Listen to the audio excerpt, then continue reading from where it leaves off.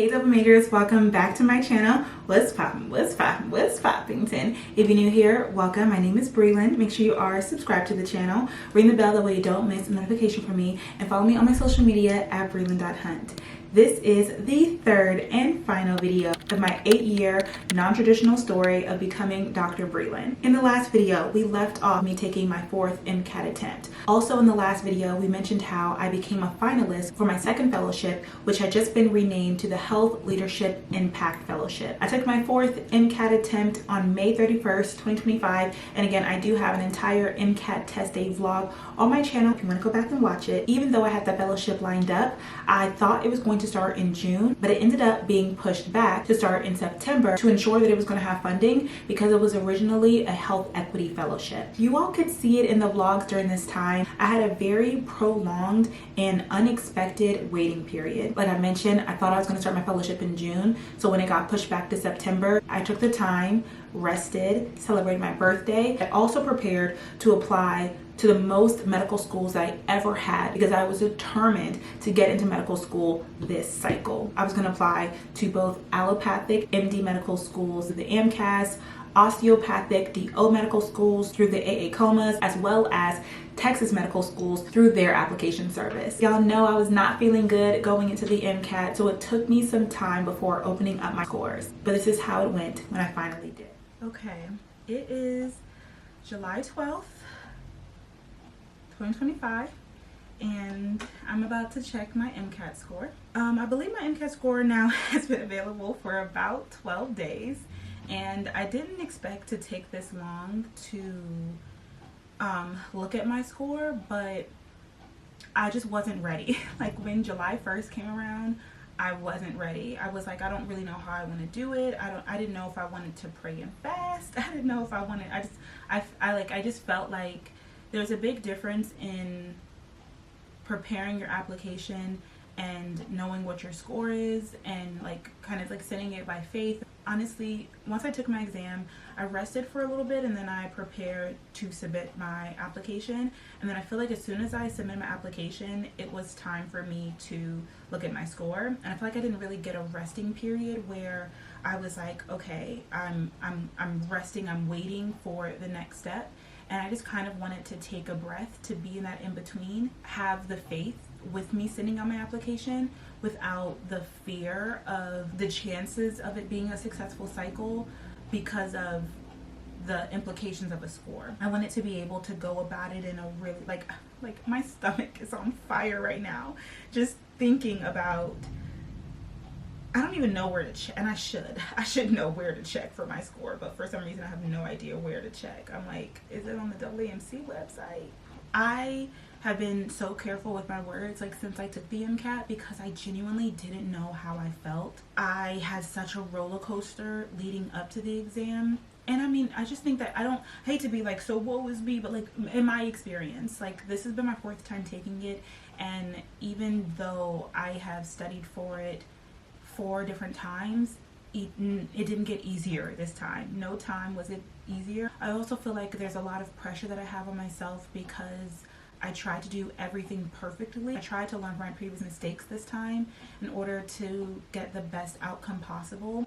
And what that looked like was sacrificing and not working, which has been extremely difficult in this season. The most shocking things for me was how much my score regressed after studying for it the previous time. I had been in school for a few months up until that point, studying every day, and my endurance with test taking was different, and I thought that I would only have to go so far from my last time, but I actually was around my score, and I started off lower than what I previously scored, and I had to work my way back up there. And although I did surpass it in some practice exams, I think what made my journey so impactful in this moment right here and now is that I scored closer to my goal score, and then I regressed and I went back down. So I really don't know how I did. A big part of me taking this exam again was of course to give myself, well, I think that practically and logically and technically it was to give myself a better chance at admissions to medical school. But I think that spiritually and emotionally. There were a lot of other reasons why God had me do this test again. I don't know if that means that I'm going to get a good score and that's going to be the breakthrough. I don't know if he just needed my obedience. I don't know if he just needed my sacrifice, or I don't know if he needed my discipline. I've been kind of driving myself crazy because I have to be okay with this score no matter what. I don't want to feel like, especially for the sacrifices that I have made, like I said, it's been a very difficult season for me, not working, and after getting an amazing job offer and knowing that I couldn't say yes to it and God at the same time, and choosing God, it's like I want for him to show up in this specific way. And I'm well aware, I'm very understanding that he may show up, but it may not be in a way that I want him to, or that I think that he will. And that doesn't mean that he's not here, and it doesn't mean that he's not good, and it doesn't mean that he's not going to do what he says, and it doesn't mean that he's not a promise keeper. And that is the mantra that I want to remind myself as I get this score, because it's going to be difficult to see a score and not make it equal what my human logical brain is. And the season is all about separating faith and facts, because I'm a very logical, factual person, and that doesn't work well with faith. I feel like I didn't even have this much pressure on myself the last time I took the exam, even though there was literally a minimum that I needed in order to get into the medical school that I was in their pre-matriculation program for, because I was just like, whatever it is, it's like going to be okay. But there is like a deeper, like, I really don't know what it's going to be. And I hate to say that I feel just like a dreading disappointment. And I hope and I pray that I'm not going to be disappointed. I hope that I'm surprised. I hope that I'm happy. I hope that I'm proud. And I hope that I can be those things even if the score isn't what I want it to be. Like, I'm like going in circles. The application has already been submitted. So I pray that this is it. I have a declaration that I'm going to medical school this year. I am getting in and I am going to medical school this year. I don't know where, I don't know how, and I don't know what the MCAT score is that did it and that got me in. But living with that declaration, I will not allow myself to live in fear of the unknown, and I'm going to open up my score and continue to trust God with the rest.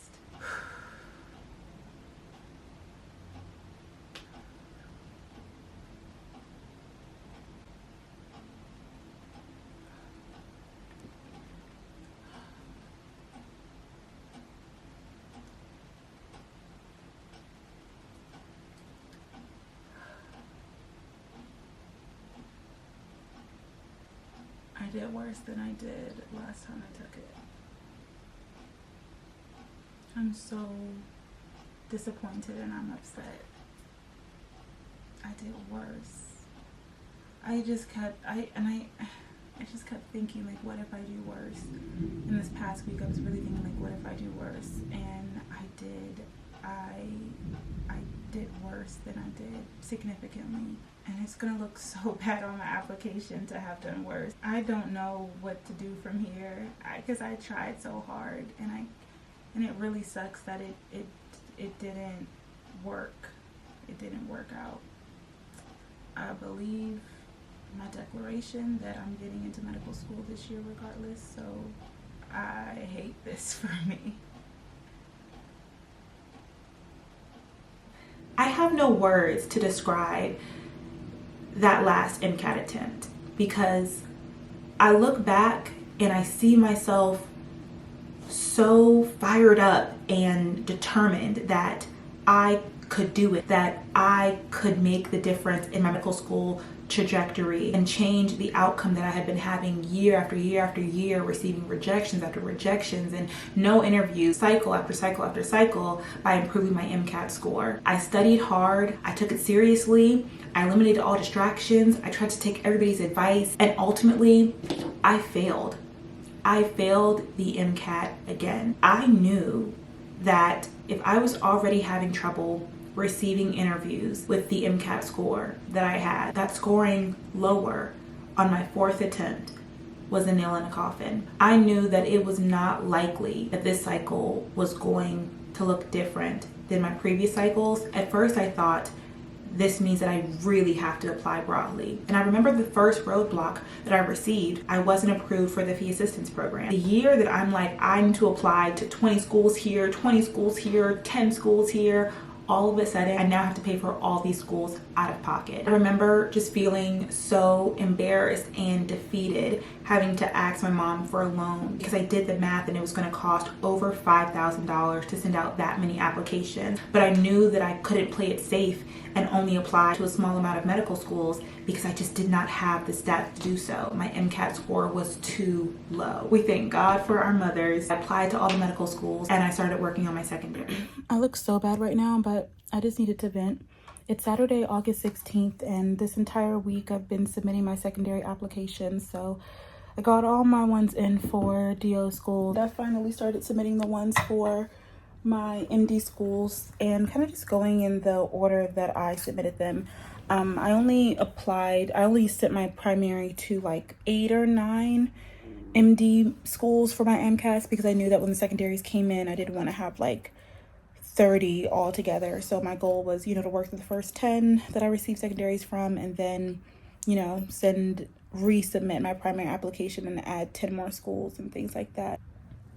I just hate this feeling.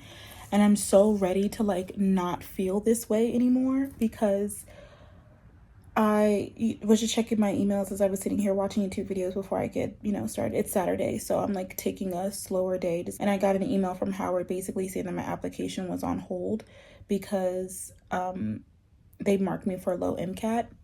And at this point, like every year that I've applied to medical school, with this being my 5th time applying, I've applied to Howard every time because it's been my dream school. In this last year, they have I've fallen out of love with Howard because it's like, how many times can you,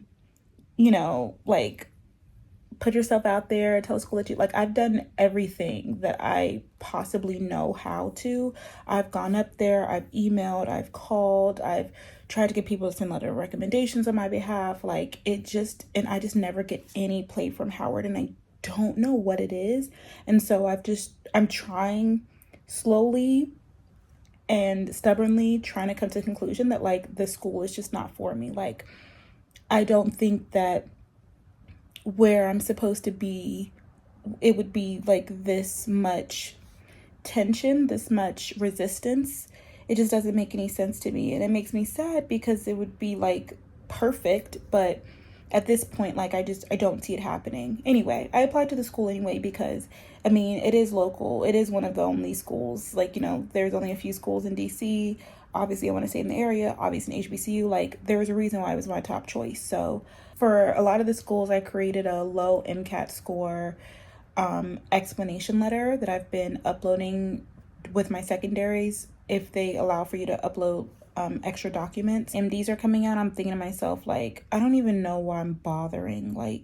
I'm just trying to get my mind together for the reality of I'll probably end up going to if I end up getting into medical school, I should probably, no, I need to watch my words. When I get into medical school, one of my most realistic and best options are to get into local DO schools.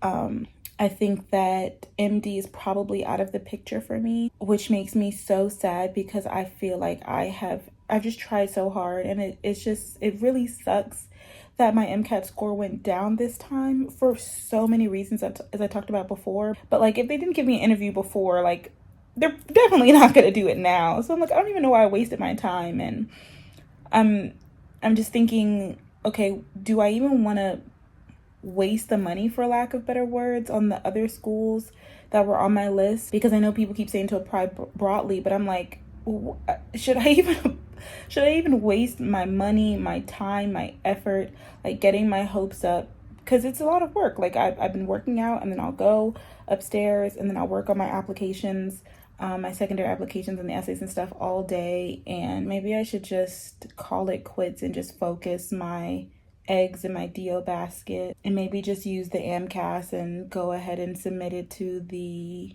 Caribbean medical schools that accept it because if there's one thing I learned from the Chicago program, it's like, don't just think that you have something in your back pocket, like maybe apply early just so that I know that I have it. Unfortunately, like, it is the worst case scenario, but the worst case scenarios have been happening for me, like back to back to back to back. Like, so like, if that's gonna be my reality, maybe I should just get ahead of it instead of like waiting for it to be the last thing that I do. I don't know, but I was just feeling really sad because, and I'm like, okay, I'm already here, I've already paid my money, so I might as well just like give it a try. Like, you just never know. But it's like every time that I've tried, specifically with the school, every time that I've tried, like, it hasn't worked out. Every time I shoot my shot, every time that it doesn't work. Like I said, I'm just tired of feeling this way. Rejected, rejected, rejected every time you turn around. I can't wait to start over, to start new, like, where my score doesn't matter anymore, my GPA doesn't matter anymore, like all the things, all the mistakes that I made when I was literally 18 and 19 years old. I wish they would stop plaguing me at 29, and I wish that the effort that I was putting in now, I wish it would show.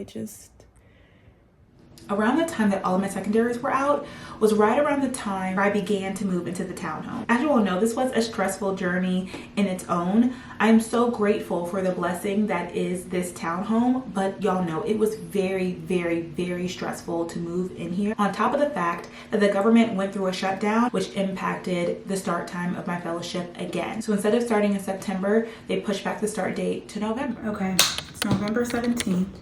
I just got finished doing the HELD.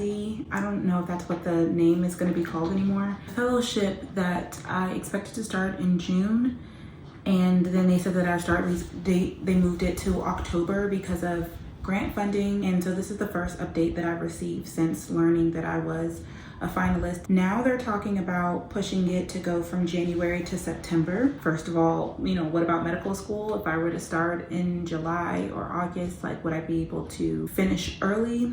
And they said basically yes, but they said that they wouldn't be able to like advocate for me into getting into GW, the medical school in itself, more than just like a letter of recommendation, and that, you know, the program would really just help in regard to an additional, if I were to reapply. I don't plan to reapply after this year because we know I've applied many times. So honestly, been super consumed with moving into the house, which is still not together, but slowly but surely, like, I'm ready to start working again. If I were to get a job at a hospital, like, they would be upset that if I wanted to leave in 6 to 8 months, versus they seem to be the most understanding of it. Also, this is the most in line with like utilizing my degree and my experiences, versus other jobs probably won't have that opportunity, or that, yeah. My mind is still kind of, I'm really tired. I didn't sleep well last night. I mean, the good news is that the program was refunded. They were worried that it wasn't gonna get refunded. So although it's been like paused for 4 months of literally not knowing, we will celebrate the good news that if I want it, I can have it. It's still there. It's gonna look different than I thought it was gonna look. And it may not be helpful in the ways that I thought it was going to be helpful, but I may not be working in the federal government in DC.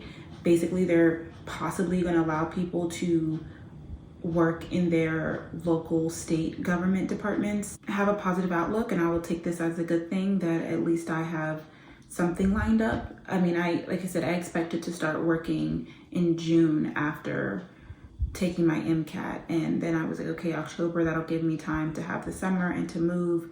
And now that it's November, and now that the government shutdown is finally done, I mean, I have been so uncertain this whole time, so I'm happy to be certain in a way. I have to have more certainty than I've had in months. It's not ideal, but it is better than nothing. I will pray about it and let them know in a week. The worst part about applying to over 50 medical schools is how many rejections you receive.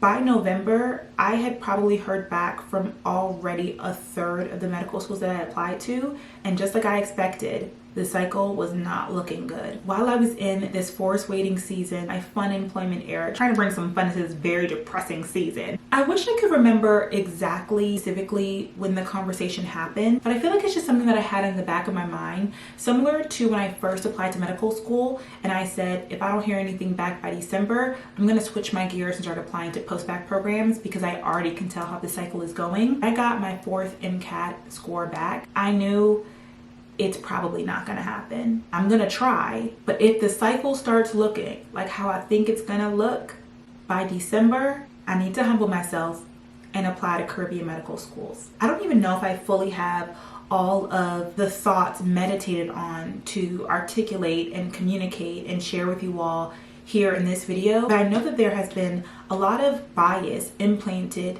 into me as a first-generation college student about Caribbean medical school. There's no doubt a bias about it, but I didn't grow up with this bias. I don't have any physicians in my family. Who's going to pass down that bias to me? I believe I learned that bias throughout my time in higher education, and unfortunately, it was a very hard mind block to remove. I don't even want to know how many times I've even said on camera that I would never go to Caribbean medical schools. But at this point, I was so tired of being a pre-med. I genuinely felt like I tried everything. I remember feeling so not just disappointed with myself, but also disappointed with God when it came to that last MCAT attempt. I'm like, Lord, why in the world did you have me retake that exam? I lost out on money, I lost out on time, I lost out on months of good mental health, and I also worsened my application doing what I thought I heard you say for me to do.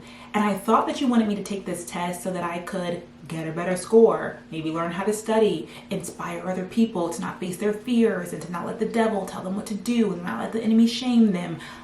But I feel like I said yes and walked away being slapped in the face. I still don't have the answer as to why the Lord had me go through that season. I can't say that I have any regrets because I really do believe that God uses all things to work together for the good of those who love him and who are called according to his purpose. And I know that my purpose on this earth is to be a professional healer for the kingdom. So I'll have to wait to see why he had me retake that exam. What I do know is that specifically in the year 2026, my word of the year is surrender. When I made that my word, I didn't know what I was surrendering to, but I think now it is very clear. I'm surrendering to my timeline, to my plan, to my vision, things going the way that I want them to go, and I am surrendering to God's plan. Because of the biases that I have towards Caribbean medical school, I remember feeling so much shame and anxiety about how I was going to share with you all, my audience, that I was considering Caribbean medical schools. Especially because at this point, I couldn't even fathom communicating my disappointment with failing the MCAT again. Actually, I completely forgot about it until this exact moment. I have not filmed a podcast episode in a year because the last podcast episode that I filmed, now I feel like I need to go back and listen to it. But the thing is, the audio ended up messing up from that video. And I filmed it before I opened up my MCAT results. So it wouldn't be the same to re-film the podcast episode knowing how disappointed and ashamed I was of the score, which is literally why there hasn't been a podcast since. But as you all know, I found a new groove and also a new comfortability talking about these vulnerable topics on short form while doing my makeup. 2 TikTok videos that are part of your pre-reading for this part of this series, protecting my peace while sharing my journey to medicine online. I talked about how sometimes the things that you are most inspired to create around or to talk about are also the things that you are most vulnerable to, and it makes it really hard to share those things on the internet because you shouldn't share anything that you don't want people's opinions on. And that was really in reference to a lot of different things, but it reminded me a lot about how I hadn't shared results about the MCAT yet. And I was receiving a lot of comments from people like, how she's going to leave us hanging. She didn't tell us about her MCAT, how she's going to bring us along with her, and then not tell us her score. As you guys saw, I vlogged my entire MCAT experience up until me opening the score. I would have loved nothing more than to upload that video and say, I got a 520, it worked, I trusted God, I studied, and I succeeded, and now I'm on my way to medical school. Like, I wish that was the case, but it wasn't. I'm grappling with the fact, with my reality of failing this exam that I worked so hard for and I trusted God with. It's a year later and I still don't have language for it. I needed space in order to still respect and honor my God and his sovereignty while being disappointed and upset and embarrassed and ashamed and uncertain and confused and lost because I did not know how I was going to get into medical school with the cards that I was now dealt. So when I would receive these entitled comments from people asking about an MCAT update, when I'm like, do you know what I'm going through over here? That only made me imagine the worst for what the response would be if I said that I was going to attend a Caribbean medical school. So I was able to kind of create that boundary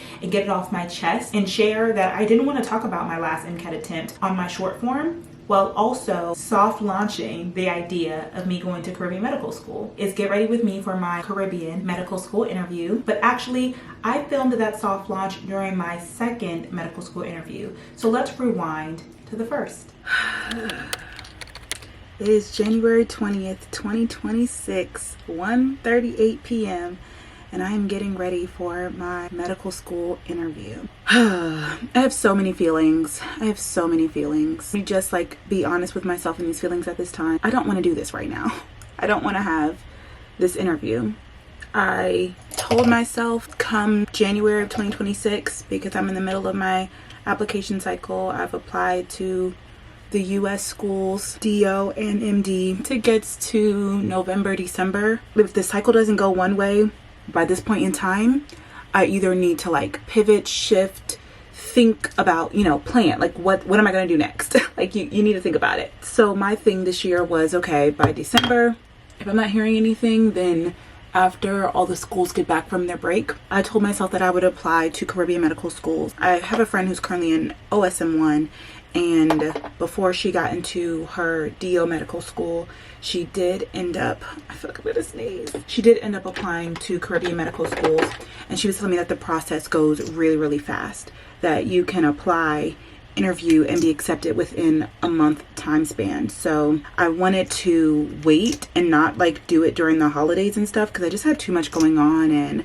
I was like, I will do it first thing in the new year. I haven't been rejected from all the schools that I have applied to necessarily. The list is getting slimmer and slimmer, and we're getting more and more later into the school year. And in particular, because what happened last year, pre-matriculation program situation, where I thought that I had time because I thought that there was space in the program. It was kind of like a backup plan, and come to find out, I mismanaged the timeline that I had, and I waited too long to apply to that program, and it ended up not getting accepted. I think for reasons beyond just me not applying early enough, but I also think that if I would have applied earlier, I maybe would have had a better chance. I didn't want that same situation to happen this time. I was like, even if I still have a chance for other schools, I don't want to be holding out okay, if it doesn't work, I'll just apply to Caribbean medical schools. And at that point, it's the end of the cycle, and they don't have any more spots left, or they don't have scholarships left, or whatever the case is. I'm like, let me just apply now, get accepted prayerfully, and then decide later on if I'm actually going to go to one of these schools or not. So I apply. I get an email saying that I can schedule my interview. I don't schedule it because I'm kind of just I can't believe it's come to this, just feeling some type of way. They call me. They call me and they're like, hey, congratulations. It's time for you to set up your interview. And I'm like, I just wasn't mentally there yet. I was just giving myself time to kind of mourn where I was, and I don't know. I was on the phone with them, so I had to schedule it. And today has not gone as planned. I need to hurry up. I only have 15 minutes left, and my hair looks a hot mess. I plan to go to a workout class at 7 o'clock this morning, walk on the track, come back, take a shower, wash my hair. This interview is at 2 p.m. So I expected to have my whole morning to get my life together. I booked it at a relatively late time in the afternoon because I wanted to have my whole morning, and I overslept. I don't know why my stupid alarm did not go off, and so I didn't end up waking up until 9 a.m.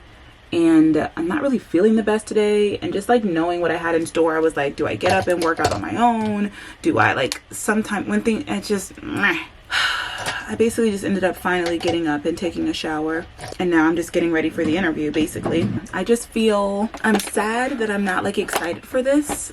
This could be my medical school interview, this could be it, but I don't feel oh my gosh, I don't feel excited. I don't even when they called me and they were congratulating me, I didn't feel I earned or deserved a congratulations. I feel oh, everybody gives an interview, I don't even know if everybody technically or realistically like gets accepted into Caribbean medical schools, but it kind of makes me feel that way. So I don't have as much like reverence for like what this is. And because of that, I don't feel like I'm like I said, I'm just not excited about it. I feel like sad about it. And that's really reflecting on the way that I've prepared for this. Like, I should be ready to go doing practice interviews and stuff. I have not done a practice interview. I haven't even looked over my application. I don't know what to expect for this interview. I'm ashamed to say that I'm like not going into this fully prepared, especially because I would hate to like be denied from Caribbean Medical School because I'm not as prepared when it's like, I know that I have the potential. I know that I have the, you know, whatever. And it's all because I'm just kind of like in my feelings about it. So I know that I need to do better. I'm only applying to 2 Caribbean medical schools. Also got the email to set up my interview, but I haven't done that one yet. If I were to be accepted into both, but also only these 2, I would be leaning more towards as scholarships, has some clinical locations here in Maryland. Of course, my makeup looks terrible because I'm trying to do it like so fast and use minimal products, and I just wish I was more excited about this. I really, really do. I'm like just sad for myself.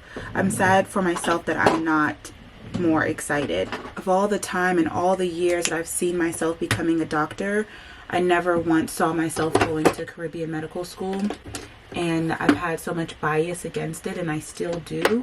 So it's so hard for me to kind of like get out of that bias, accept that this may be the path that God has for me. He promised that I would be a doctor, promised me that I'd be a professional healer. He did not promise me that I would have a fairy tale medical school acceptance experience. And so I just have to be okay with focusing on the promise and the end goal, and not hyperfixating on the medical school and what this looks like and what other people are going to say, and if this is a depiction of my worth or my intelligence, because I am who God says that I am. Before I was created in my mother's womb, He knew me, He formed me, He fashioned me. Oh my gosh, my hair looks a mess. Of course, the plan was, like I said, to wash it today. So, I mean, what am I gonna do? I don't know if I should just put it in a bun. Like I mentioned, I also feel a little bit under the weather. Like my throat is kind of scratchy. Lord, just bless this interview. Please allow for the interviewer to have your heart, to have your eyes, to see me the way that you see me, Lord. Please cover me. Allow me to speak my heart. Don't let my fears, don't let my anxiety, don't let the pressure, don't let anything come between this God-ordained moment. Speak through me, Lord. Tell me what to say. Tell me when to say it. Tell me how to say it, and I will obey. Okay, so interview is over. I can't say it went well, to be honest with you. Like, it wasn't bad, but like, if that was an interview at a different institution, I would be kicking myself because I just hadn't thought about a lot of my answers. I just felt myself stumbling, and it's like I care, so I'm nervous, but like I didn't care enough to prepare. I don't know what's wrong with me. I felt myself just kind of being like, felt like I kept having brain fogs, and I'm also really not feeling well. I mean, it's also 3 p.m. and I didn't eat. So I'm hoping that I'm not coming down with something because I really don't want to be sick right now. And I feel like the interview overall was what I expected it to be. It went through kind of like year by year. Why medicine? Tell me about your undergrad experiences. What were your extracurriculars? Did you do any type of like medicine, whatever? And I felt like because it wasn't specific questions, it was like so broad and open. And also because like undergrad was so long ago, I forgot little details. Like I forgot to mention that I was the president of the Biological Honor Society until I was talking about my graduate school program. My journey has been long, and so my study habits and, you know, the things that I did or whatever in undergrad are so like, I don't even remember. It's almost 10 years ago. We talked about undergrad, and I feel like a lot of times during interviews, you want to more so talk yourself up and talk about the good parts of you and your application, but I also want it to be honest, because I'm like, I know this is an open interview, so you're seeing that like my undergraduate GPA like isn't amazing. I wasn't sure if her questions were asking me specifically because like this is a red flag, like here's a chance to explain your red flag, or if it was like, just tell me about your undergrad, because like I don't really know. So I feel like I kind of harped on my red flags more than I would have liked to. Gave explanations for them all, and I talked about like, you know, how I grew from them and like the reasons why things were what they were. But I'm like, oh, maybe she didn't actually consider that to be like like maybe she wasn't expecting red flag. Maybe she just wanted to know what it was like in undergrad. I don't know. Again, we went to grad school, same kind of situation. Then we went into like me working at the doctor's office, and I feel like she didn't really ask me any like a lot of follow-up questions. It was like, okay, and then what happened? And then what happened? And I'm like, we could do this for days, girl. Like I've been a pre-med for multiple years. Like she didn't ask anything that like got her to know more about me. At this point, I could just walk you through my CV because that's what we did. Yeah, I feel like I didn't pitch myself enough, just because like there's times where people will pitch to you and then you can really like knock it out the park. And I feel like she didn't pitch me at all. It was more like a T-ball. It was there on a T-stand and the ball was there. And I'm like, you want me to hit the ball, or you just want to know if I can swing? Like, what is this? Graduate school. And then she asked me if this was my first medical school interview before, and I told her no. Not that I don't remember, but I expect for them to ask me something specific about it, not just to talk about it. Like, what did you learn when you worked at an OBGYN doctor's office, or when you were a scribe in North Carolina? Like, what is something, you know, something like that. But instead it's just like, tell me about it. And I'm like, that was it. Like, I was a scribe in North Carolina. It was right before the pandemic happened. I was scared out of my mind every day. It was an interesting population. I struggled balancing it while also like being a full-time graduate student. That was it. Like, I don't really, like, what else do you want me to say? Like, she ended up asking me like 3 questions. One, oh gosh, it's so crazy how like that was 2.5 seconds ago and yet I can't remember. Empathy, like what do I consider empathy to be? Would I ever give my patient a placebo medication? We're requesting a medication or something. I feel like it's a little bit of like MMI, but like pretty chill. And I said no, I would want my patient to trust me. I would never want to lie to my patient. So I said no to that. And then the second one, so the first one was the placebo. The second one was like, how do you show compassion or something along those lines? And then the third one was also the same thing, because it was like talking about empathy. She basically just gave me the rundown of like, they move pretty quickly. I'm going to hear next. I'm going to get a call. So it was either going to be a call of acceptance, rejection, and that was it. I did sign up for September 2026 start. There is also a January and a May start. I considered the May start because I'm like, if we're gonna start medical school this year, like why not start? But May seems like so soon when I could still be hearing from schools and stuff, and I like would need to prepare myself to transition to medical school now. Now we wait. It wasn't a great interview by far, and it's only my fault. Like, it's only because I did not prepare myself for it. Just simply thinking about what I'm gonna say before I say it. Like, I literally sat down here before the interview started, because by the way, it started late and it started until like 2:11, and I literally was like, did I get the wrong date? Am I in the right place? And I was thinking to myself, I'm pretty sure they're gonna ask me why medicine. And even though I know why medicine, it's just for any interview, like, you know that people are going to ask you, tell me about yourself. You can be like, of course I know myself, but I have to think about what I'm going to say in order to make it succinct and think about the points that I want to hit. And it was the same thing for why medicine, and I should have that like on the back of my tongue as I'm entering this interview season. Yeah, I'm just upset with myself that I didn't prepare, simply because I'm like in my feelings that like this is happening, but like this is happening and I don't want to be so in my feelings. Like, you know what I'm saying, you guys? Or you get what I'm saying? Like, I'm so upset with myself. I'm upset that I'm even here, and I'm upset that I'm not taking it seriously, because if I end up not getting this because I didn't prepare for the interview, because I didn't want this to be the interview, but this is the interview. So like, you have to show up for yourself. Like, why?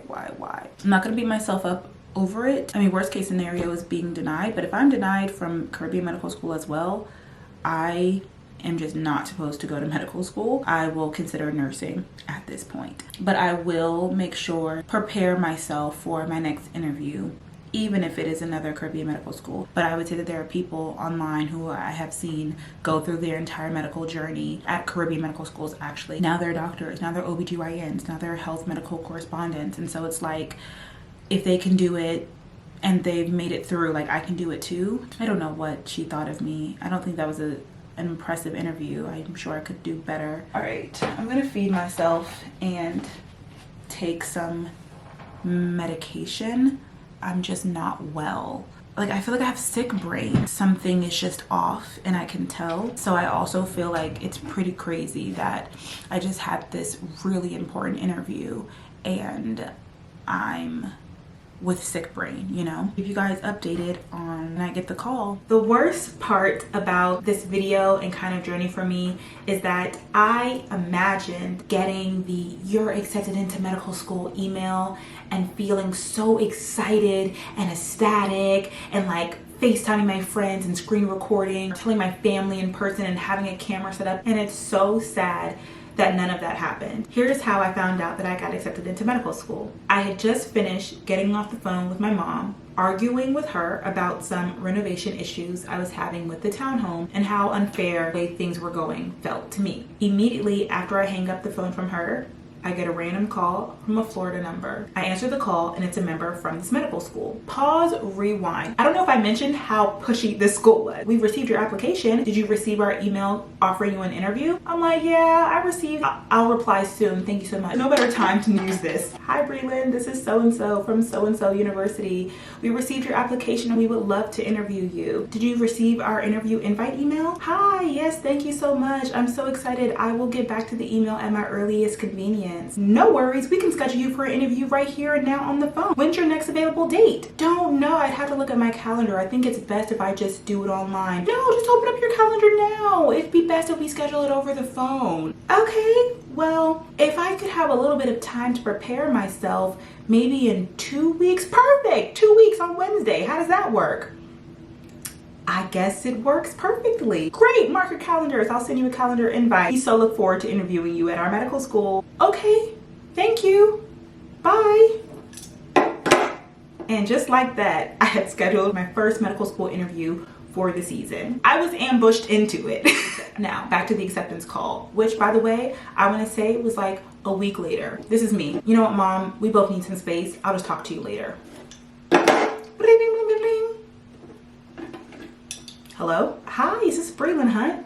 "Yes, this is she." "Hi, this is so-and-so from the university. How are you?" "I'm good. How are you?" "I'm doing great. So, I know that you had an interview at medical school last week. How did you think that it went?" "Oh, you know what? I completely forgot.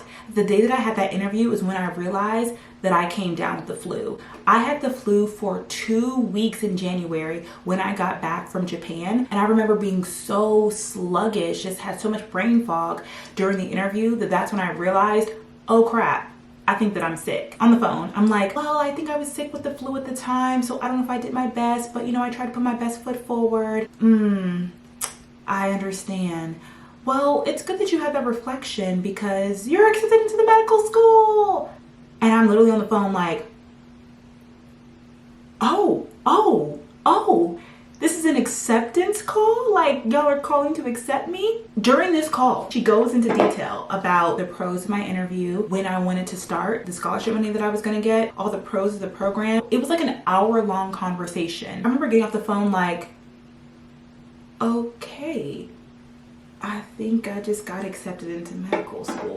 It was very anticlimactic, honestly. I wish that I felt like, this is the moment that I've been waiting for. It's finally happening, it's here. But instead I just felt like, wait, is this it? Is this what I've been waiting for the whole time? Is this gonna be it? You know what, I'll be honest. I feel like a big part of my bias towards Caribbean medical schools is the idea that they're not hard to get into, that anybody with a pulse can apply and be accepted. That is actually not true. There are people who still get rejected from Caribbean medical schools. Even though I'm not the strongest applicant, I still have a very high sense of self. I felt like it was inevitable. If I applied, I would be accepted. The question wasn't if I would be accepted or not, but if it would be the only acceptance that I got, and therefore if that's where I would matriculate or not. So when I got the call later on that evening, I received the official email. I remember just feeling numb. Like, it wasn't an announcement, but more of like a matter of fact thing. Like, I still have the rest of the application cycle, which is 5 months. Maybe I'll go to the school,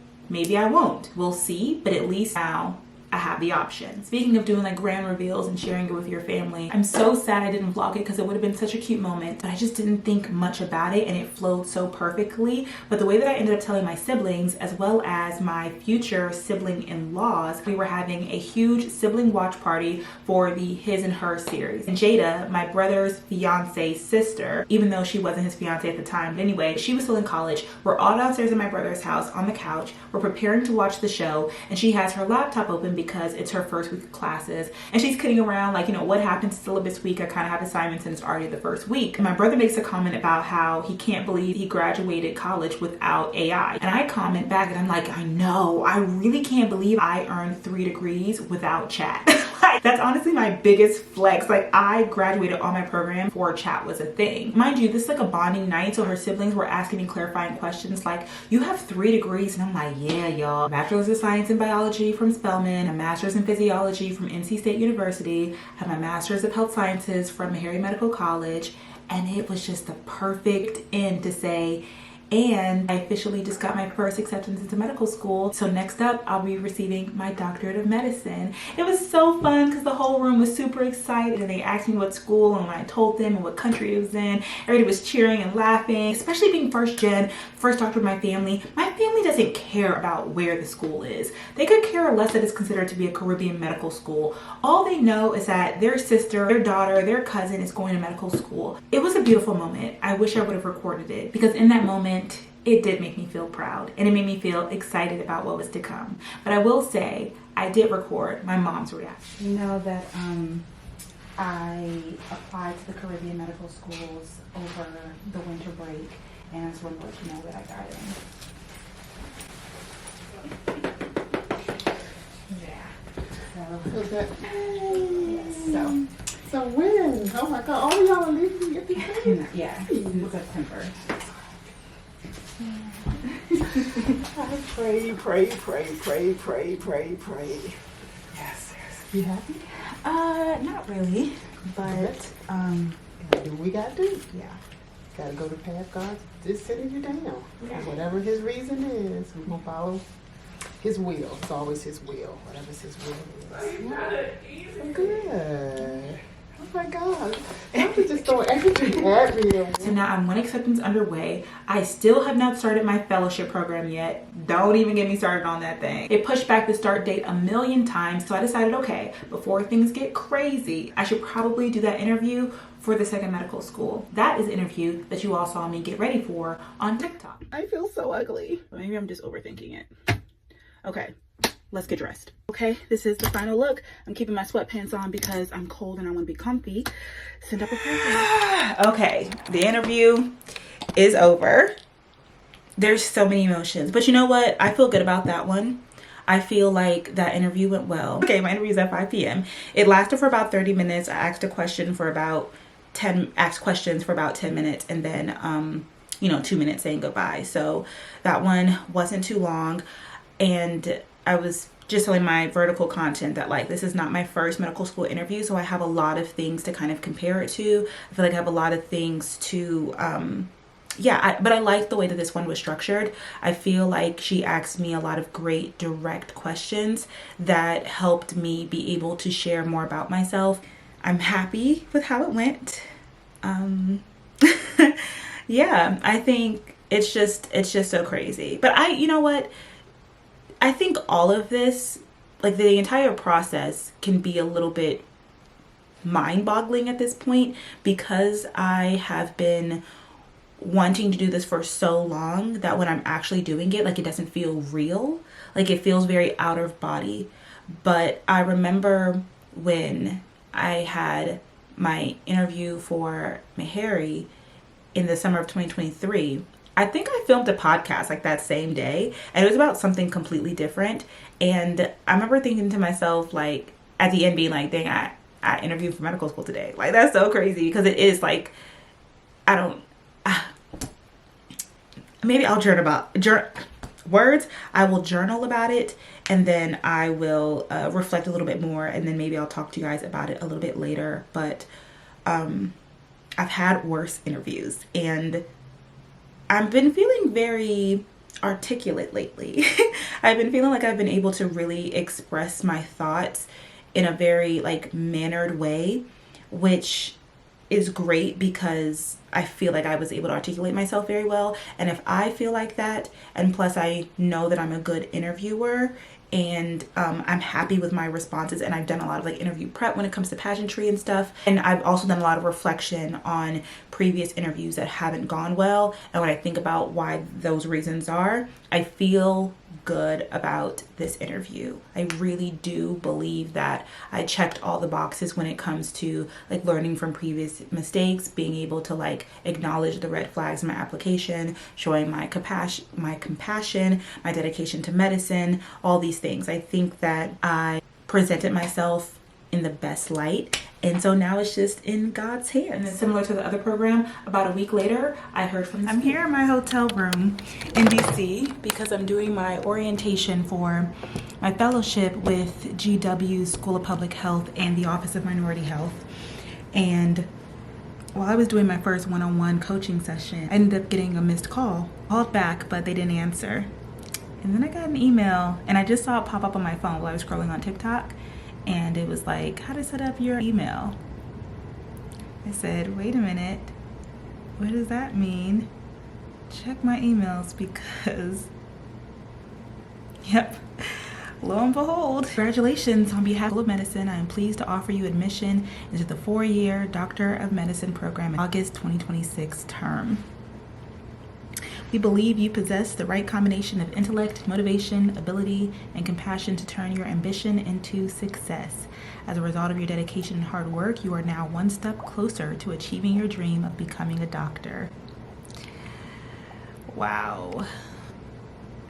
My second acceptance. I am accepted into medical school. I have to keep saying this over and over to myself because the last time I've received a call before I received the letter, and so it was shocking, and I didn't get to vlog it for you all. And I have a lot of thoughts and I have a lot of feelings. Even now, I'm like counting down the moments so I can talk to my therapist tomorrow, because I received the acceptance and I immediately wasn't happy. I was immediately like, dang, I have been waiting for this moment for years.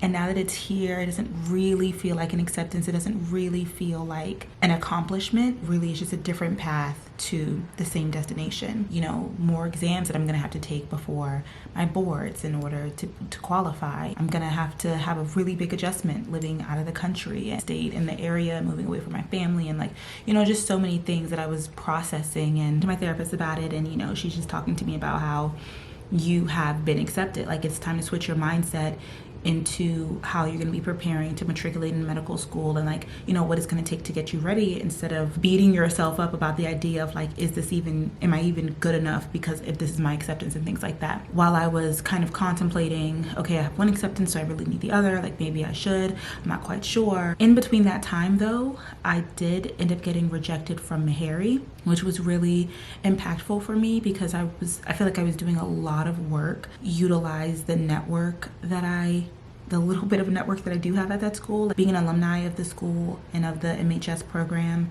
So just trying to reach out to people and to no avail. So I was pretty disappointed with that.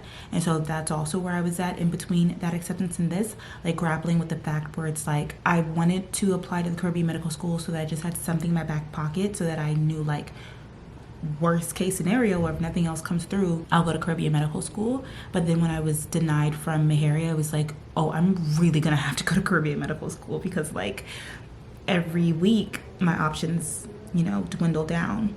So that's how I've been feeling. And then this week I've been feeling also a little bit off about it. I started this fellowship. What's really difficult is that, as I mentioned, we get coaching, and there's a lot of professionals and, you know, just people who are in their careers who are now willing to advise me on my career.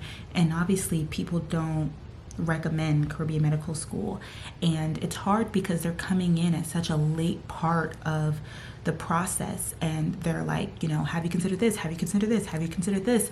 And I'm like, I wish that I had more of an open mind to, it's not that I'm not open to receiving advice, that's not it at all, but I mean, like, I've been on hold for this fellowship for over a year, and I wanted their advice then when I'm like, what do I do? I'm about to retake the MCAT. I just thought that I'd be in a different position.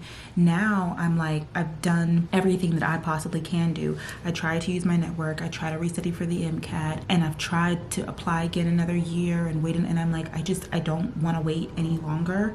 And so I feel like they're kind of leaning towards giving me the same advice that I've kind of moved past. Like, the MCAT is hard. You need to try again, different study methods. And I'm like, I hate to say, oh, I'm not going to take the MCAT again, because it sounds like, I don't know, bratty, or like I don't need it. But it's just that I have tried that. And what that looks like practically is a lot harder, it sounds like, theoretically. And so in theory, yeah, a better MCAT exam would help me. But this previous time, I retook the exam and my score went down, and I missed out on a job opportunity, and then I ended up being unemployed for 18 months. So I don't want to spend more time. Like, I don't want to do that option. It's up in the air on if I'll get a better score, if it'll help, if I'll get accepted.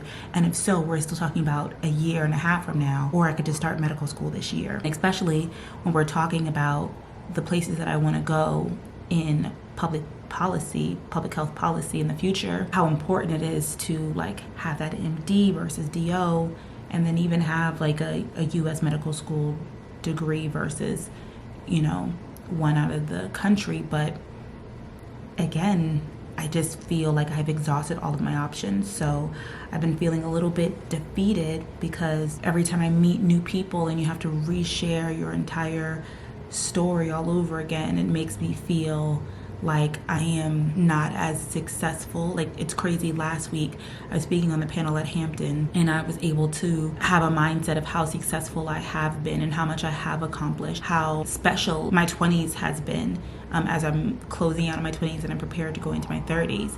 And so when I think about starting medical school at 30 and like what that's going to look like for me, although it would have made me upset before, now I kind of feel like there's pros to it, and I can look at it in a positive way.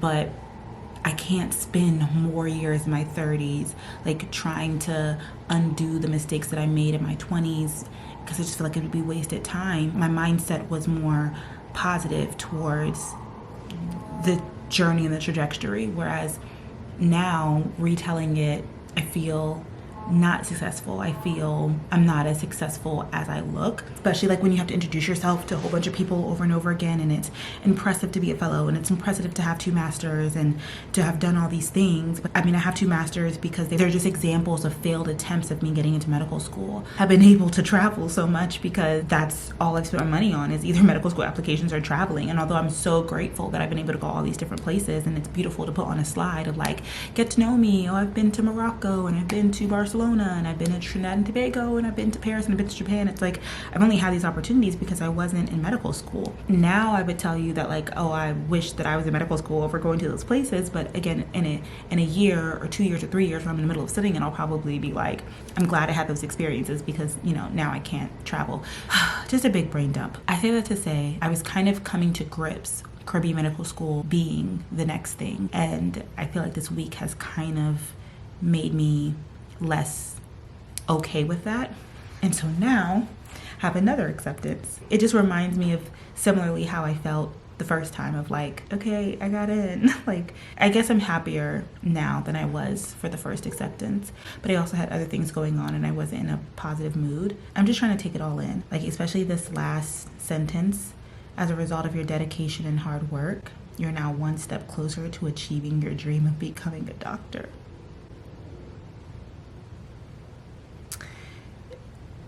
It's just really bittersweet, because it's like, I've been dying to hear those words. I've been dying to like screenshot an acceptance and like put it in an Instagram dump and like block out the name or like block out my address or whatever. And now I can finally do it, but I just don't feel the same fulfillment, because I don't feel the same pride for the schools as it would have been for other schools. And I hate that for me, but I have to believe that if that's what the Lord would have wanted, that's what he would have given me. I'm accepted into medical school. So at this point, I have 2 acceptances to 2 Caribbean medical schools, and as I expected, the rest of the rejections start pouring in from the variety of medical schools I applied to, both MD and DO. I think it's because at this point, it started to get very real to me. There was a good chance that I was going to matriculate into Caribbean medical school that I started to freak out. And I was thinking, do I have any other options? At this point, it's early April. I have about 2 months left in the medical school cycle, but I wondered at this time if I circled back around to the PMP program. It is Saturday, April 25th. Decisions are going to be made in the next month or so that are going to literally change the trajectory of my life, which I don't know why this year feels more real than any other year. I guess it's because I'm genuinely choosing between like going to medical school or not going to medical school, or like what programs and what state or what country. It's the end of April, so we have just about a month left in the cycle. As of now, I haven't received any interviews from any US MD or DO medical schools. I'm heartbroken and devastated about it. 2 acceptances to Caribbean medical schools. I'm currently in a fellowship, which is supposed to run from March to September, or really late August. Around this time last year, I applied for a pre-matriculation program. I applied to this program last year. I received an interview, and then I was ultimately rejected from the program. The thing about this program is that it doesn't require for you, or at least for me, to retake the MCAT. I do believe there is an MCAT minimum, but my current MCAT scores that I have reach that minimum. So I wouldn't have to retake the MCAT. It's also a program that I wouldn't have to take out any more loans for. I was really, really hoping I would get accepted because I didn't need a higher MCAT score. So I ended up reaching back out to the director, and I asked her if they still had open spots in their class for the upcoming year, and if she thought that if I reapplied, if I would have a chance. She told me that they had 7 spots as of the day that I emailed her, and so she recommended that I apply again. Now the thing is, I ended up meeting with her after I was rejected last year to ask for some feedback, and she told me that the director of the program, he does not believe a person like me. Mind you, this is a program like for minority students. With my stats, a person has taken the MCAT 3 times and hasn't been able to like get a good score yet, then I never will. And that really broke my heart. It really upset me, and I rebuked that word curse, but I'm also really nervous about, again, what's going to be different in my application when the same director and the dean of the medical school go back and look at my application now. But I will say that I have been praying and fasting about what God wants me to do, because at the end of the day, I just want to be within his will. Something in my spirit just doesn't feel, I don't want to say right, I just want to say completely settled on one of the Caribbean medical schools. Something that I'm leaning on is the idea that open doors are yeses from God and closed doors are no from God. I have applied to, at this point, hundreds and hundreds and hundreds of medical schools. And so if he wanted me to go to a certain school, then he would make that door open. All open doors don't necessarily mean yes. Like, some of them can be the enemies. I'm trying to be careful to make sure that the enemy is not luring me into being a medical student, finally, being done with this pre-med era, moving on with my life, starting at 30. Like, I don't want to be so lured into ending the season and starting the next because I'm tired of this, that I'm not willing to wait for the right yes, the right door, the right moment, the right time, the right school. And that's also why I kind of feel like maybe the Chicago program is supposed to be where I'm going. Does it make a lot of sense? Like, why would I get accepted the second year but not the first year? Why would I give up the opportunity to start medical school this year instead of doing another post-bac, my 3rd post-bac, for the possibility of starting medical school next year? If I delay myself another 6 months or so, I may actually get to be a US MD medical student and graduate and be able to spend all 4 of my years not only in the US but also in a major city. It doesn't make sense to do the Chicago PMP program because I am accepted to medical school. I can just go now, but because my spirit isn't completely sure about it, I applied to the program. This is where I'm at. I'm currently waiting. I feel like I heard back quicker last time. As soon as my application was complete, I was offered an interview. Submitted my application this Monday and it's Saturday and I haven't heard anything yet. So I'm hoping that I hear from them because I know as soon as I interview, things are going to start moving, and I just want to at least give myself a chance to not be one of the last students. Again, I think that's where I messed up last year. I was so adamant about starting medical school this year. Like, I'm starting at 30.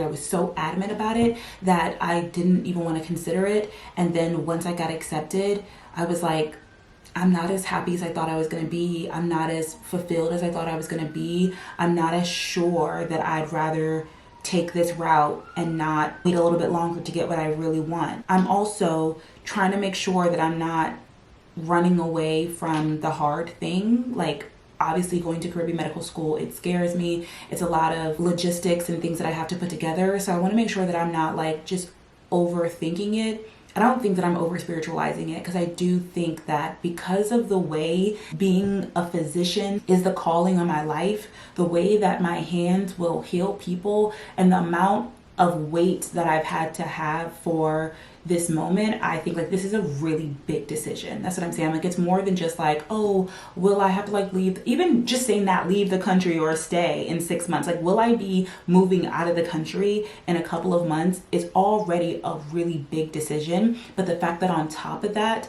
I am putting the education and my training as a medical professional, when I am called and anointed to be a professional healer for the kingdom. Like, this is an important decision. So I know that God cares, patiently waiting for his answers as to where he wants me to be. I'm taking open doors as his yes and his directions, and his closed doors as no's. I will say that I feel like I'm handling these rejections pretty well. Of course, like, I get sad when I receive them and disappointed. I'm kind of not surprised. And I think I've also received so many rejections. I wouldn't even say that I'm numb, because I feel my feelings. Like, I'll be sad for a day and I'll be disappointed. I think I'm just very clear. I understand like that's not where God wants me to be. Now, does he want me to be on the islands? That I'm not so sure of either. Sometimes no means new opportunity, next opportunity, but also sometimes God's no's are just like not right now. And so I think that's why I've been reapplying to a lot of these programs, because maybe I wasn't ready to go to Meharry in 2023, but maybe the 2026 Brelynn, God would allow for me to go. So that's why I tried again. And even for, again, the Chicago program, like maybe last year, something wasn't right in my spirit, maybe something in the cohort, maybe a professor, maybe like, who knows why it wasn't the right timing for me to go, but maybe his no was just a not yet. And that is what I'm praying for. I don't know. But this is when we use our faith and we believe that he is a good God. He is a loving God. He is a knowing God. But it's April, y'all. The cycle is over in May. I don't know if this is my last time applying to medical school, or like I said, will I kind of apply again? Oh, one last thing. I almost forgot. I did visit 2 weeks ago. The campus tour was okay. I did not like the living situation, and I also don't like the idea of me feeling like I need to have a car on the island in order for me not to have to like take the bus everywhere. They drive on the opposite side of the road, and like getting a car will be an extra expense. So I'm not sold as of right now, but there is this idea that Spelman has this pathway program, and so there's maybe just more connections and in general more benefits as of right now. I tried to talk to my rep about matching the scholarship, and she really didn't give me much bite. And let's not even talk about the big beautiful bill going in effect July 1st. So I don't even know how I'm paying for medical school. Oh my gosh, it's like just one thing at a time though. Like I don't know what I'm going to do about that. It's really comical too when I compare it to how easy it was for me to get into Spelman. Y'all know Spelman wasn't even my top choice. I understood the notoriety and the legacy of the school, and I admired it, but I didn't like idolize it. I wasn't obsessed over it. I respected it, and I don't think I did anything different from that application to all my other applications. Obviously, it was on the Common App, so I just submitted my application like regular. So it's just so crazy to think that that same Brelynn has had to try this hard to get into medical school. it really makes me the person who I am today, for better or for worse. Obviously, God is shaping me to be resilient, really have a strong gift of faith, and also the spirit of long suffering. In about a week, I'll be visiting Grenada. Hopefully, I will have interviewed at PMP by that time, so that way when I get back, I'll have all the information for all 3 of the potential programs, as well as possibly the results for all 3 programs. That way I can make my decision. But it's pretty difficult to be in May and to, again, possibly be leaving the country in August or September and to still not be sure where I'm going or if I'm staying. So I can't wait to know for sure what program I'm choosing and where I'm going. That way I can prepare myself for it, and I think kind of just clear my mind from all of the, I wouldn't say I'm super anxious, I'm just unsure. And I know that I will feel more sure and prepared and grounded and maybe even excited if I knew where I was going, how I was going to get there, what I was going to bring with me, how I was going to pack, where I was going to live. Like, if I had all of these questions answered, then I think I would be able to like prepare myself and be excited. But I have so many question marks currently. So I'll be back in a couple of weeks or so with some answers. It is a lot, and so I hadn't made up my mind yet. So I was still taking till the end of the day to make my decision before the deposit was due. If you, of course, if you do need an extension, that's something I can help you out as well. Would, giving you another 2 weeks help you out? Yes, that would help a lot. Thank you. Okay, you're welcome. Any questions you have, please let me know, okay? Okay, will do. Have a great day. You too. So yeah, today was the day that my deposit was due, and I didn't know what I was gonna do. I need to look at my data sheet. I think the only school that I'm waiting to hear out from MD-wise is Howard. I still have all of the PCOM schools, PCOM Georgia, PCOM Pennsylvania, and PCOM South Georgia. It's not over till Once I make up my mind to something, I am laser focused. Because I had already applied to the program the year prior, I felt like I knew the way the process should go. After about a week, I didn't receive a verification email, and I know how important timing is with this program. So I reached out to the director to make sure that everything was okay with my application. Every year, there's so much hope that this program holds that the rejections hit so hard, harder than any other medical school rejection, even Howard. I don't know what it is about this program. First of all, I was shocked that I didn't even get to receive an interview invite. I'm like, what the heck happened? It is May 20th, 2026, and I have some news to share. Not the news that I wanted or expected, but some news nonetheless. Last week, I received a rejection email from the Chicago Med program. I was thrown off and devastated and so disappointed about it. Mind you all, I think the last time I updated you all, I was waiting for my application to be complete and then waiting for an interview. I was really, really anxious, pressed against time, but also, as I mentioned, just like in constant prayer about God opening this door, if this is what He wanted me to do.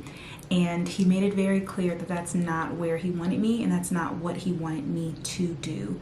That door shut in my face, and I mean, it was slammed in my face. I was really taken aback because I expected to at least interview and then hear a decision. But when I got an email saying there's a status update on the website, and I'm like, how can there be a status update if I haven't even interviewed yet?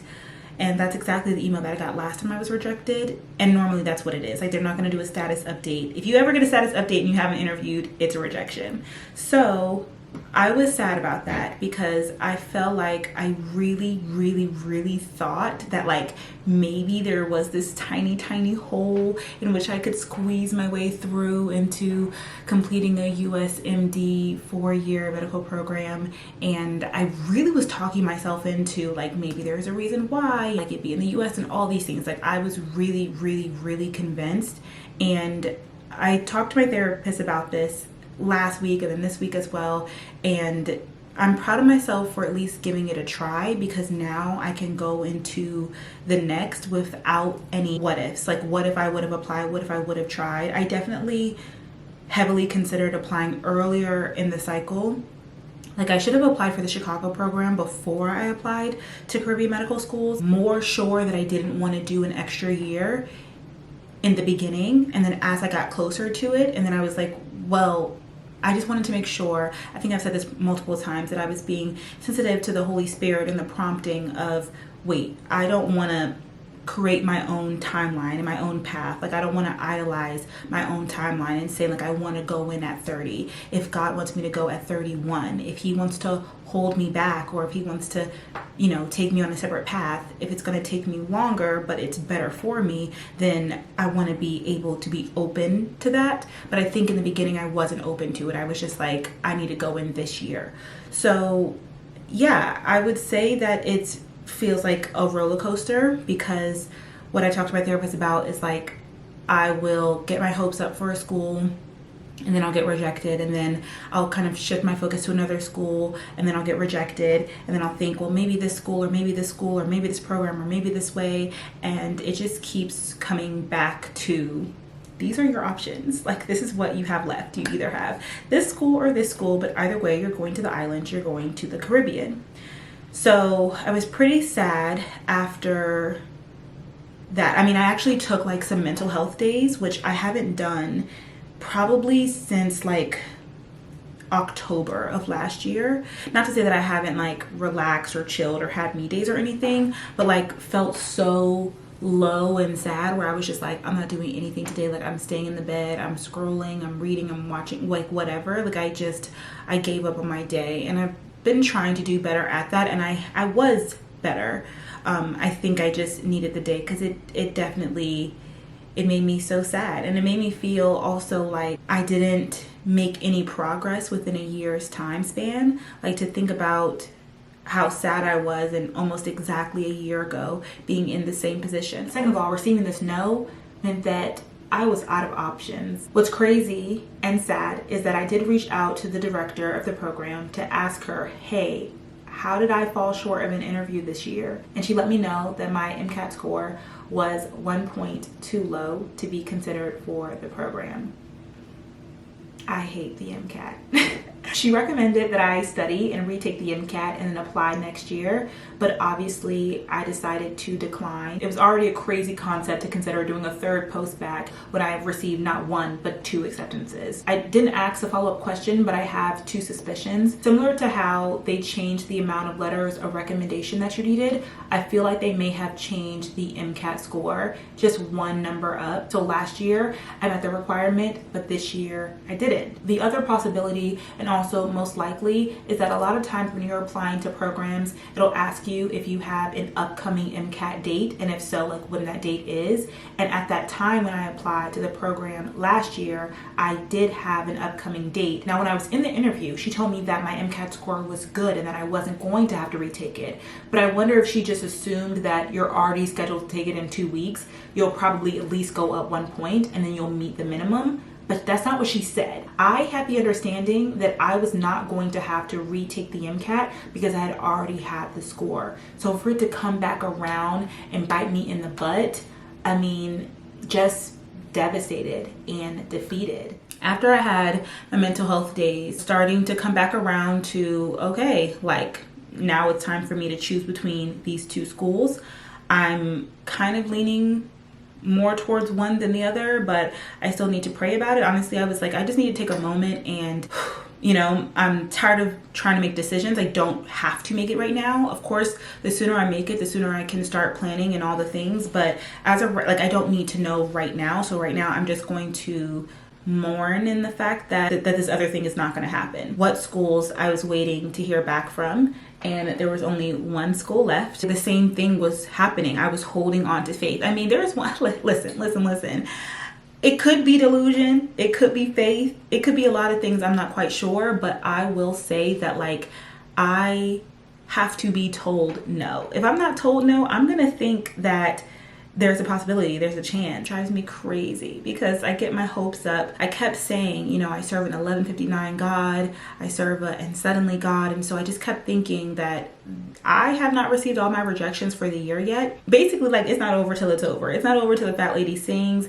It's not over until all the rejection letters are in. On Monday, I was writing down all of the different things that I need to do for my medical school rollout, because now that I know I'm not going to do the Chicago program, it's more solidified that I'm definitely going to medical school this year. There could be a chance that DO school comes through and slides into the 1159, and if it does, if I do end up interviewing and I do end up getting in, great. Like, that would be such a great story. I'd be like, God, you did it, blah, blah, blah. But either way, like, I need to be ready to start medical school this fall, because I really was procrastinating, and not even just like in my physical, like my body, my mind, my preparation. Like, I was like, I'm not getting myself ready to start medical school, and I need to get ready because I'm gonna start medical school literally this summer.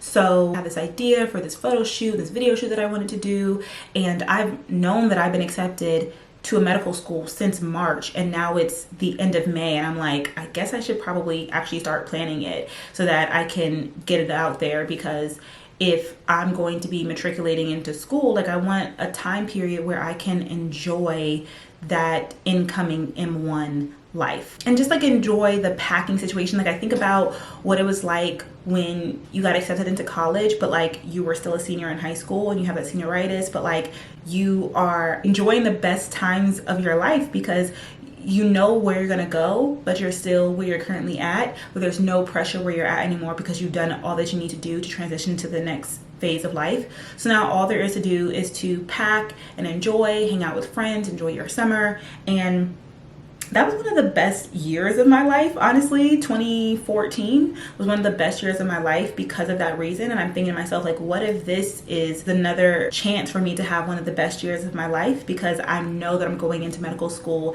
and this is like, you know, my last summer, my last hoorah, and I'm kind of wasting it away because I'm depressed and I'm sad and I'm disappointed about the way that the application cycle went, when at the end of the day, like, I am going to medical school. It's not the way that I thought it was going to look like. It's not the way that I thought it was going to go. I'm not going where I thought I was going to go. Like, but like, here we are. Sorry, I'm jumping all over the place. I don't feel like this is the right timeline either. Because I was doing a lot of admin work, I said, you know what? I'm gonna send one last update email to the last DO school, which, by the way, was my top DO school of choice. I sent my update letter on Monday, and on Tuesday, I received 3 status update emails from all 3 of the different campuses. Like I said, when you get that status update and you haven't received an interview, you already know. It is a decision letter, and normally the decision is not in your favor. Was rejected from my last U.S. medical school. It was a DO school, or 3 DO schools, and I didn't realize, again, how much hope I was like holding out for it. So I was sad, I was disappointed, but then as I was journaling about it and praying during my walk, and then I talked about it in therapy, I'm free. I'm done. The application cycle is officially over, and now I actually know now more certainly that I'm going to medical school. I was journaling about it a little bit earlier, so I need to read from it. It's a new dawn. It's a new day. I can't say that I'm feeling good just yet, but today is my first day of peace in knowing Caribbean Medical School is happening. It's bittersweet, but it feels good to get off the roller coaster. I've been so down and depressed for the last 3+ years. I don't even know how long we can actually count. Like, maybe from the moment I took my first MCAT back in 2017, and then realized, oh, my MCAT score isn't good enough. I have to look for a post-bac, and then, okay, where am I gonna go after college? What am I gonna do once I leave Spelman? And then, okay, NC State, and now the pandemic, and now I need this, now I need this, and I need to study for the MCAT again. Okay, let me go graduate school. Like, there is this, I wrote it down earlier, the burden of being a pre-med. I no longer have the burden of being a pre-med. I no longer have to worry about what job I'm going to do in the interim. How can I make money? Where can I live? How can I enjoy this time and make the most out of it so that way I don't regret this season and this time once I'm in medical school, but also what can I be doing to make myself a better applicant? Who can I connect with? Who can I reach out to? Who can write me a letter? How can I don't have to have that burden anymore. I'm finally free. I can just be an incoming medical student. And of course, there is a medical school burden, a medical school student burden. But as I wrote here, like, I will choose that over this journey and this experience any day, especially because I've been on this one for so long. I don't know how long I can actually quantify having felt this pre-med burden pressure, but that anxiously not knowing what's next is finally over. Of course, I don't know for sure yet what school I'm going to, but they're both on an island. So now I can just exhale and embrace it. It is bittersweet for sure, but something that I was talking to my therapist about today, which I just want to share with you all, because I think it in general, it's like a bittersweet close, but I have waited for this for so long, like, to be a medical student again, to like rip off that burden of being a pre-med. And it kind of saddens me that I have robbed myself of this release of a burden for the past March, April, May, 3 months or so. Or I think actually, I keep saying March. I think I knew back in January, right? Like, this whole year, I could have been like, okay, phew, I'm an incoming medical student. It is what it is. All right, I'm just gonna focus on, enjoying my life right now and preparing to, but I didn't. I was like, okay, still gonna wait out to see. I've just been sad. Every time somebody's tried to celebrate me, I don't really accept their celebration. I have been clenching my hands and my jaws, trying to see if there's another way, trying to network, trying to reach out, and I could have been free this whole time. That's sad, but I still have time to go. I will not be starting my program until late August. I've got about 3 months left. So this is about to be a crazy, not crazy summer, but like, I'm gonna make the most out of this summer. I'm young, I'm smart, I'm hot, I've been saving my money, and I've got a bright future ahead of me. And so there's no reason to be sad, down, and depressed. Like, these are the moments that I should be looking forward to. I've waited so long for this. I don't want to let the disappointment of it not looking like the way that I wanted it to look, or not happening the way that I wanted it to happen, or not happening when I want it to happen. I don't want those disappointments to rob me of my joy. I really am trying my hardest. I'm not like 100% there yet, but I'm like 5% in, like, okay, this is it. It's time to exhale. It's time to embrace it. It's time to step into the new and the future and do it with optimism, do it with excitement. Like, I just don't want to steal the joy from my present and my future self, like how I have from my past self. And I give her grace because I turned every single stone, okay? I made sure that there was no stone left unturned. I tried my hardest, and I can't say that I didn't try. I know that I tried everything, and now these are the results. So yeah, now it's time to see the good in the new chapter. I'm so curious what this vlog is gonna look like on your end, because I know that I have so many long, ranty, diary-esque clips from this long journey. I think this is the end of my pre-med journey. I mean, that's crazy to say. I thought it was gonna look so different, but literally today, May 20th, 2026, I'm finally going to medical school. I'm officially going to be Dr. Brelynn. The countdown to the white coat is on. The moment that I've been waiting for is finally here. Like I said, it doesn't look like the way that I thought it was going to. It doesn't look like the way that I thought it was going to. God knew all along. I hope I have this disclaimer earlier on in the video, but when I say have to go, I definitely acknowledge the privilege and accomplishment it is to have been accepted and have the opportunity to go to any medical school, no matter where it is.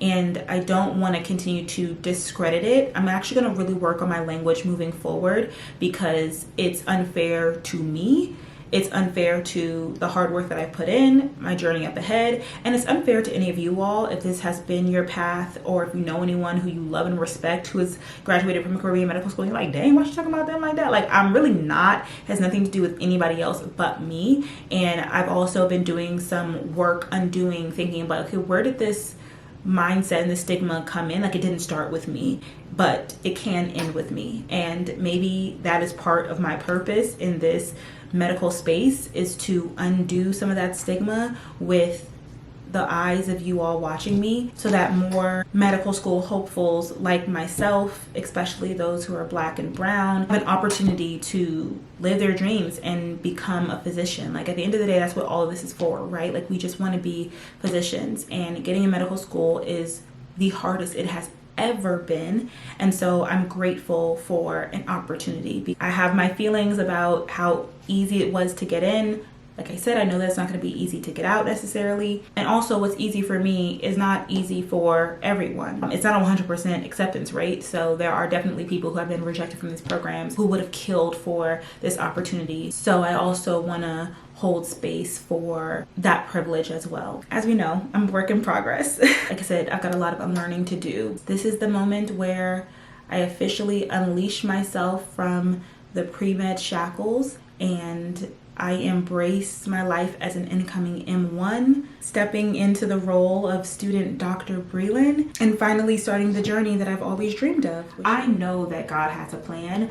I know that I will still be a doctor as He promised. I know that it is an uphill battle. I know that I will really have to fight for my spot in residency. Even though all those things are true, what is also true is that I exhausted all of my options. I really tried everything that I could. I put myself out there. I did the hard thing. I tried everything. And so I can go into medical school, specifically Caribbean medical school, with pride. I'm here because I choose to not give up on myself. I'm here because I believe in myself, and I'm here because this is the door that God has opened. And if this is where He has allowed me to go, then I'm gonna go, and I'm gonna make the most out of it. I still plan to have a fruitful and impactful career in medicine. Medicine is my ministry, and me having a Caribbean medical school attached to me will only be part of my story, but it will not be the definition of my setbacks. I think that's why I'm so grateful for all of the positive feedback that I got from announcing that I was accepted into medical school, because I don't feel like I've given myself that same amount of grace and love and appreciation for not giving up and not quitting. Because although I know how hard it's been, I mean, even just preparing for this series reminded me, like, dang girl, you done been through it. Like, you literally tried everything. You've gone through so much, and now you just have to trust that God's redirection is His protection. It'll all work together for my good. And that, ladies and gentlemen, is how I got into medical school. Hope you all enjoyed this video and this series. If you did, please give me a thumbs up. Make sure you are subscribed to the channel. Ring the bell that way you don't miss a notification from me. Follow me on my social media at brelynn.hunt, and live each day to the fullest, because you only live once. I'll see you all in my next video. Thank you so much for watching. Bye.